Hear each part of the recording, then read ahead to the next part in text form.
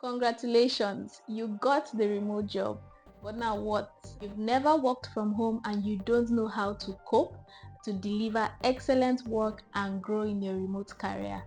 This video is me extending help to you. I've been working remotely for more than 3 years, and when I started, I struggled a lot. I was working on site, and so working remotely made me struggle with productivity. I was unsure of how to start, what to do, the mindset, the habits to build. But then over the years, I have learned, I have unlearned, and I have relearned. So in this video, I'm going to be sharing my hacks from personal experience. I'll share everything you need to do about working remotely and being productive at it. I'll share tools, the mindset, the habits you need to build, and the boundaries as well. So let's make remote work for you. Hi, welcome to my YouTube channel. My name is Veronica Zoe Obi, and on this channel I share valuable information to help you level up in your career. I also share resources, tips, and opportunities for people who want to transition to the NGO, tech sectors, or who want to get a remote job. So if this is anything you're interested in, please don't hesitate to hit the like button, hit the subscribe button, leave me a comment so I can celebrate you, because you are now in the best days of your career. If you just stepped into the remote workspace, or you've been working remotely but you need to build new habits, this video is for you. Whether you are doing remote work as part-time or full-time, it requires new routines, new habits, and new mindsets. Sometimes it's quite difficult to navigate, especially for newbies, but you are not alone. I'm here to walk you through because I have gone through this experience myself. So stick around. The first step to productive remote work is your environment. Once you hack your environment, you've greatly reduced the issues you will have working remotely. Because you are not in an office setting, you may be tempted to just go about your work anyhow. Have a designated workplace setup. If possible, let it be in a separate room from your bedroom. For me, I can never have my workspace where my bedroom is because sleep is one of my hobbies. Yes, I love to sleep. So have a designated workspace. Don't go and lie on your bed to work or lie on a couch or anything. And if you are unable to have a separate room, you can have a place carved out in your bedroom as your workspace, and you have to be very disciplined about not falling asleep. Have a desk and a chair to sit and get work done. To add a desk and a chair, make sure you have your gadgets like your laptop, have your light, have your microphone, and your webcam for work meetings so you can turn on your video when it's required for you to do so. Another thing about environment is it should be free of distractions. There should be very minimal noise and people distracting you during your work hours. If this is not possible and you have a lot of distractions, it's best advised that you get a co-working space where you can get work done till you are able to sort out the issue of environment. It is very important for remote work. It's going to determine the quality of work that you will put in. And very importantly, have reliable internet. If you're in an environment where the internet connection is unstable, please always have a backup. Have two or more network providers so when one is failing, you can easily switch to the next one. The second thing that will determine your productivity working remotely is your routine.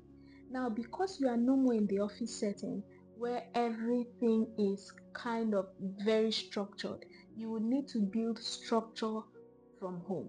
Set up a routine like you are actually going into the office, because it is still an office job, but your office is at home. If you don't set routines when you work remotely, there are two major things that may likely happen to you. The first is you are going to waste productive hours and you are going to fall behind on task.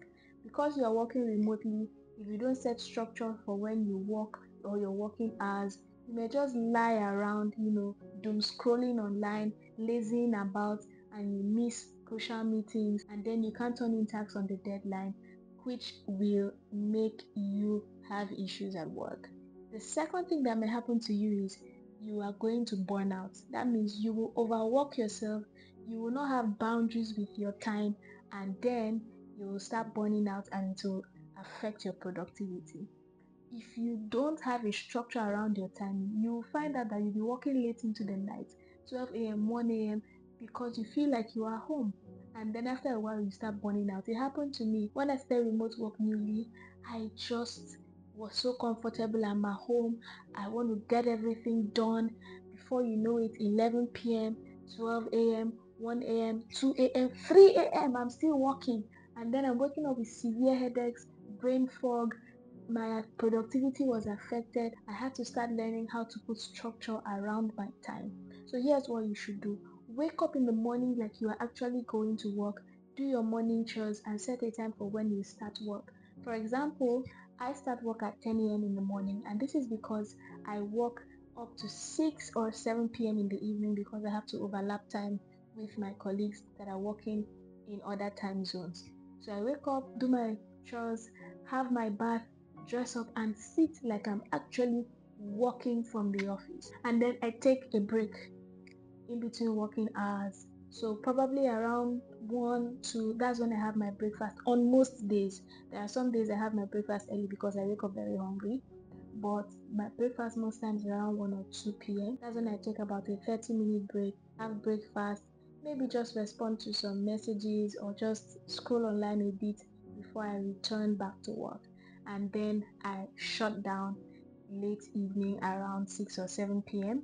There are sometimes I may have to stretch to late in the night when there are a lot of tasks or when I have to overlap with my colleagues in other time zones. So this routine actually helps me stay very disciplined, and then I block my working hours. I have a setting on my phone for work mode and I use that for my focus time. When my phone is on work mode, I don't get notifications. Only some selected numbers can call me at that time so that I can use that time to focus on the work that I need to get done. Also, a good thing to do is to determine your tasks for the day. You can determine that a day before, or some people do that in the morning when they get up. They know the tasks that they are going to turn in for that day. It helps you give your work day direction. One thing to leverage with your routines is your calendar. Aside from meetings that are synced to your calendar, add your tasks for the day to your calendar so it helps you track what you are to do and when you are to get them done. Another thing to take very seriously with remote work is effective communication. This is one top skill for remote workers. If you cannot communicate effectively, you have to start learning. This is because you are not in a physical setting where you can see your colleagues face to face, you can see the body language and try to read meaning to it. You are mostly texting, or at most you are on video calls. So sometimes communication can be strained. Your colleague may not get to understand what you are saying, so you need to explain things very clearly. You need to ask questions to also understand. You need to break down things rightly. You can use examples to drive home your points. And if at any point you may be texting with a colleague over official channels like Slack and it looks like the communication is getting strained, it's better you opt for a video call, a meeting, so you can see your face and your expressions and you can better understand each other. Another thing to manage with remote work is time zones and overlapping.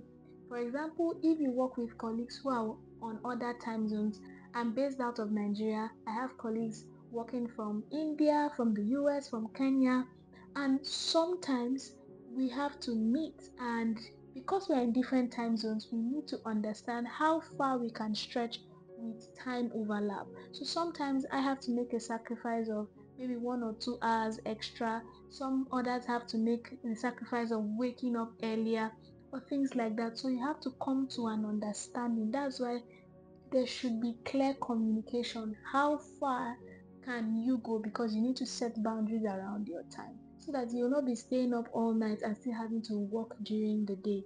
There are some people that based on time overlapping with their own routine. They start work late afternoons, say from 2 p.m., and then they work late into the night because they need to connect with other colleagues. So this is how, when you know the time overlap and how far you can stretch, it can also help you build your routine better. My routine starts at 10 a.m. There are some people their routine starts at 3 p.m. in the afternoon. My next point is this: with remote work, clarity is very important. Ask as many questions as possible. Ask questions about expectations, your expectations from your employer and colleagues, and their expectations from you, right? What are your responsibilities? What are the deadlines to turn in these responsibilities? What do they expect of you when it comes to your impact? And also ask questions about what you expect of them. Ask questions about your payment. How much will they be paying you? What's the frequency of the payment? What payment channels will they be using? Because sometimes when we are making, international transactions, there are some issues. So the easiest way to sort these issues on time. Ask questions on who you are reporting to when they do performance reviews and everything that you would need to know if you were working in a normal office setting. Don't take remote work as just cruise and vibes. My next point is very important, so please pay attention. Most remote workers neglect their health. I am a healthcare professional, but I also fell for some things. Because you work remotely and you are now almost static, you are in one place, you live what we call a sedentary lifestyle. You hardly move around, you're seated in one position for long hours, looking at a screen and getting work done. So you are actually at higher health risks if you don't know. Please know this now. So be very, very intentional about your health. Always try to move your body. When you work for some time, you get up, you pace around your work environment. Also, for the safety of your eyes, you can get an anti-blue light glasses to block, reflection to your eyes. Another thing you can do is the 20-20-20 rule. So when you've been looking at your screen for 20 minutes, you take your eyes off the screen and look at something about 20 feet away from you for 20 seconds. It helps to release the strain in your eyes. Another thing you should be very intentional with as a remote worker is your nutrition, right? Eat well. Stop ordering junk, taking energy drinks and all that. Please eat well. Eat good food for your health and also sleep well. Most remote workers don't sleep well because you are working all day and all night. Some people take up to 3 or 4 remote jobs and then they are consistently burnt out. Please find time to sleep, rest your brain so that you can be more productive. Rest is part of productivity. And then exercise. I know I had mentioned, walk around your environment, but please go stretch more than that because you need to burn more calories. If you want to hit the gym, that's very fine. You can hit the gym, but the gym is not the only way to exercise. You can decide to take an hour or 30 minutes walk every day, either before you resume work or after you're done with work for the day. You step out and then you walk around, get those steps in and burn those calories. The last point I would like to make is this: remote work is not cruise and vibes. Remote work is real work. Remote work is corporate ladder building, yes. So be very intentional with it. Don't try to hide or shrink because you work remotely. No, visibility is very important for growth. So document your impact. Have a record of the things that you do, not just your job description, the impact of your job description. For example, if your job description is to train people on a particular thing, let's say you use online channels to train people on family planning, don't just record family planning. How many people did you train? What was the impact of that training? How did it impact family planning service uptake? You can say you trained 1,000 people on family planning services and these people provided family planning services to women in the community. Keep your track record and don't just keep them, share them. Share your impact with the team. Yes, let them see and hear the work that you do. Share their official channels. You can share weekly updates what you've done so far, and the impact of what you've done. Visibility is the way to grow. Just like you have in the normal office settings where they tend to give opportunities and promotions to people who are more visible. It's the same thing with remote work. Don't go and hide yourself. Share your wins with the team. Speak up during meetings. Share ideas. And when you share ideas, don't hide or don't step back for another person to implement your ideas. Take the lead on implementing them. Be part of the team that implements the suggestions you give. And in this age of visibility on social media, don't take it lightly. Build a brand online, share your growth online, and that is how other organizations or other companies will see you and come for you. Also, keep learning and acquiring new skills. Remote work is ever evolving. There are new skills that are coming up every day. For you to stay relevant, continuously build yourself. Take courses, learn new skills, have a budget for self-development so you can grow. I'll end with this. Remote work offers you freedom, but it demands a very high level of discipline, boundaries, and intention. You have to be very intentional about being productive as a remote worker. And if you're watching this video, you haven't landed your remote job yet, or you're looking to land the next remote job, you can check out some of the information and resources I share on my channel. You can get one or two things that will help you land your new remote job. If you found this video helpful, I'm so glad. Help me to reach the many more people that need this valuable information. Just kindly hit the like button, leave me a comment, share this video with a friend or two, and if you've not subscribed to my YouTube channel, come on, what are you waiting for? Kindly hit the subscribe button, it's absolutely free. Thank you. And remember, you are not too small to do big things. See you on the next video.